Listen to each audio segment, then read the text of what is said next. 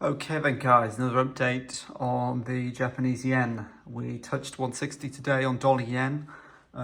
Interesting levels, a lot of panic. A lot of people have been trying to sell the market, especially from all the way back from 135, 145. People were thinking, 150, 152 was the top. Then all last week we moved considerably higher on the exchange rate, partly because of the dollar staying stronger for longer. On the surprise CPI data the other week from the Fed. Let's jump into it on the Japanese side. I want to talk about our longs from 110 and a bit of an update on the global macro situation for Japan. Obviously, the first thing I'm supposed to note is that, while the Bank of Japan's government bond holdings have started to shrink now and pull back, and will continue to do so, now that yield curve control is basically finished and over, the normalization of the balance sheet for the bank could take years, 5 years, up to a decade to actually get back to where it should be. And you've got shrinking central bank demand for JGBs, and it's going to put more upward pressure on bond yields in the shorter term, in the near term. How big the effect will be and the impact on economic activity is unknown, probably minimal at best. So I don't think it's a big concern for traders, especially shorter term traders like me. When you look at the Bank of Japan's balance sheet, it's really ballooned from, just over 30% of GDP before it launched QE in 2013.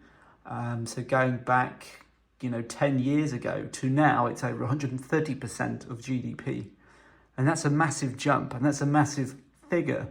And it's been driven primarily from the holdings, the big increase in holdings of Japanese government bonds.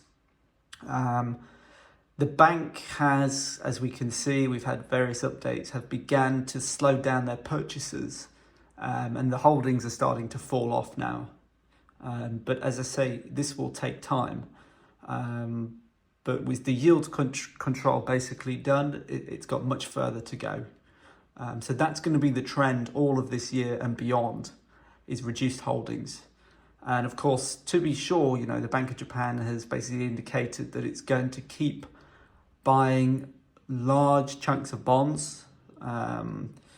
Obviously, going back to March, it essentially said its purchase plan for April was slashed. That's comparing it to the March figures. But the actual purchases have been much smaller than were sort of expected over the past year or so. So it'll be interesting to see. So going forward, what's going to happen? What are the noticeable things that we should be looking at? First is that the bank will shrink its balance sheet probably more rapidly than the street are expecting. This is over the coming years. I'm looking out ahead by about 3 years. And the biggest sort of motivation for that is the sort of concerns about shifting the impact of the bank's, massive holdings on the bond market. So that's something to consider. The next point I want to quickly talk about is how much the bank can shrink its JGB holdings, and what the figures are. So currently you've got about 600 trillion, and expectations are to move down to around 100 trillion, which is a very large decline. And when you look on the commercial side, the commercial banks, the reserve balances should drop in line. So whether you see purchases slow down gradually to basically zero, or whether you avoid, outright bond sales is yet to be kind of discussed. So that's something on the agenda.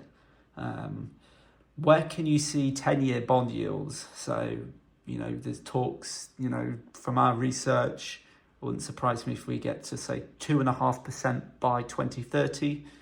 But that is really reflecting my view that the Bank of Japan will eventually lift its policy rate to 2%. Obviously, we've come out of negative interest rate policy now.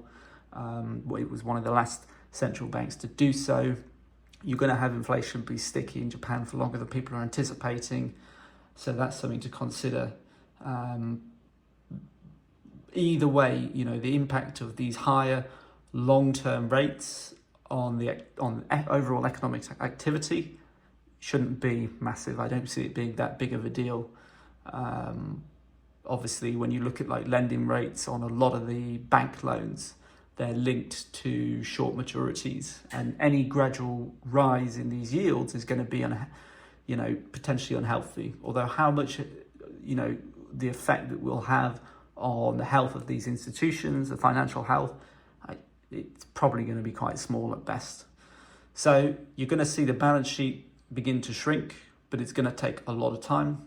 You're already seeing the Bank of Japan's bond holdings are already falling, and the rate at which they will decline is probably going to accelerate from here, now that we've, as I say, called time on yield curve control.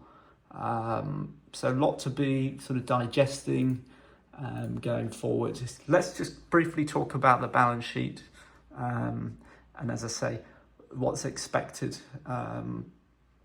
The first thing to note is that, purchase plan that we had for April, as I say, a bit of a sharp reduction relative to March, the previous month, which is quite unusual. Changes in purchase plan are typically quite minor from the Bank of Japan. This was quite a biggish move, so it's something to perhaps pay a little bit more attention to. I will do another video soon talking about more on the holdings and government bonds yields, where I see that going, and of course the value on the yen, where we're at today, what are the implications for dollar yen, looking ahead on the spot market, and also what we can expect from the dollar this year. So there's quite a lot to digest, and we will talk about the Nikkei 225 and more on the stock market in Japan soon. So I hope that sums up where we're at currently, some of the things that we're looking at. Very interesting time, very interesting that we hit 160 today as well. Had to make a quick video during work hours because it's, we're at 33-year low on the yen. So we'll talk about the export market. Obviously Japan, in terms of their natural resources, they have around 10% for local demand. The other 90% is imported. So we'll talk about what that means for the yen. How can a country benefit from a cheap currency? And of course, what are the big drawbacks? So have a good week, everyone. Happy trading, and let's try and make some money. Cheers.